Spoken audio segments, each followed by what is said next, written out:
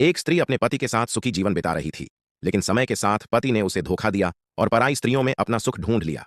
एक दिन उसने पत्नी को त्याग दिया और घर से निकाल दिया। दुखी स्त्री भटकते हुए जंगल में पहुंच गई और वहां एक ऋषि के आश्रम में आश्रय लिया। ऋषि ने उसकी कथा सुनी और उसे धर्म के 3 महत्वपूर्ण सिद्धांत सत्य, क्षमा और आत्मसंयम सिखाए। कुछ समय बाद गांव वाले अफवाहें फैलाने लगे कि ऋषि और स्त्री के बीच अनुचित संबंध है। जब स्त्री का पति लौट आया तो उसने इन अफवाहों के आधार पर पत्नी के चरित्र पर आरोप लगाए। ऋषि ने अपनी योग शक्ति से एक दिव्य अग्नि प्रकट की, जिसमें झांकते ही पति के गुप्त पाप उजागर हो गए, उसकी बेवफाई और पराई स्त्रियों के साथ संबंध। ऋषि ने कहा, कलयुग में धर्म केवल बाहरी न्याय से नहीं बल्कि व्यक्ति के सत्य से स्थापित होता है।